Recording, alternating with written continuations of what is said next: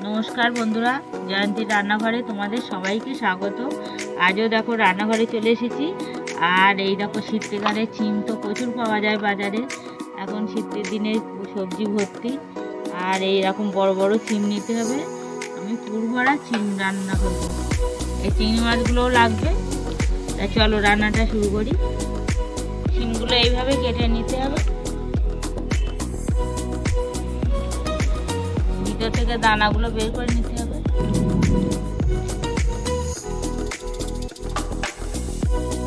চিমগুলো কাটা হয়ে গেছে, এবার মাছটা কেটে নেব।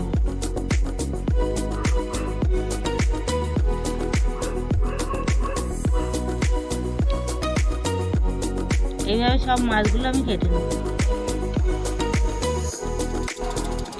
চিমগুলো কেটে দানাগুলো বের করে নিয়েছি। এই দানাগুলো পেস্ট করে নেব। দানাগুলো একটু মোটা হলে ভালো হতো, কিন্তু আমার চিমের দানাগুলো খুব একটা মোটা হয়নি। ঠিক আছে, এই দানাগুলো সব দিয়ে দিলাম। আর দেবো আদা কুচি, সর্ষে দেবো, দিয়ে দেবো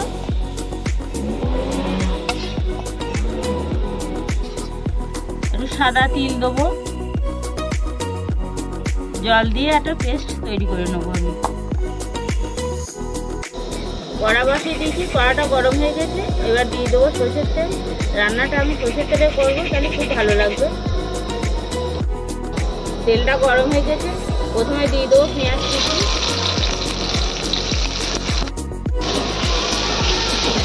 পেঁয়াজটা হালকা ভেজে নিচ্ছি আর টমেটো কুচি, লঙ্কা কুচি দিয়ে দেবো। পেঁয়াজ লঙ্কা টমেটোটা ভালো করে ভেজে নিয়েছি। আর এইবার যে পেস্টটা করেছিলাম চিংড়ি মাছ আর চিমের দানা দিয়ে আদা দিয়ে, সেই পেস্টটা দিয়ে দেবো। এবার কিছু মশলা দিয়ে দেবো। প্রথমে দেবো লবণ স্বাদ মতো, জিরের গুঁড়ো, ধনের গুঁড়ো, গোলমরিচের গুঁড়ো, হলুদ, গরম মশলা, কাশ্মীরের লঙ্কার গুঁড়ো, আরও অল্প একটু চিনি দেবো।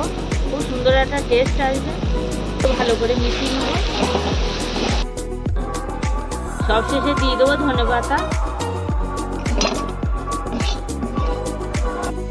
দেওয়ার জন্য আমি পুরটা একদম রেডি হয়ে গেছে। এরকম শুকনো শুকনো করে বানিয়ে নিতে হবে। সিমের ভিতরে পুরগুলো ঢুকিয়ে নেব।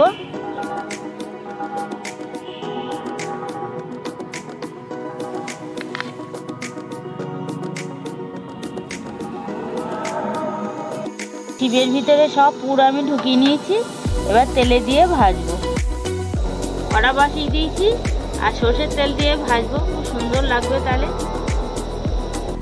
গরম হয়ে গেছে, সিমগুলো দিয়ে দেবো। এর উল্টে পাল্টে ভালো করে ভেজে নেব।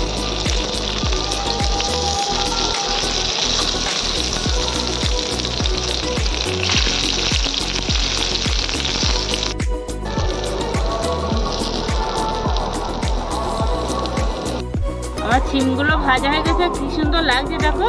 উল্টে পাল্টে খুব সুন্দর করে আমি ভেজে নিয়েছি। বন্ধুরা এইভাবে ভেজে পুরভরা সিম এরকমভাবে ভেজে গরম ভাতের সঙ্গে খাবে, খুব ভালো লাগবে। ততক্ষণ বন্ধুরা আমাদের ভিডিওটা দেখতে থাকো। শুভরাত্রি, সবাই ভালো থেকো।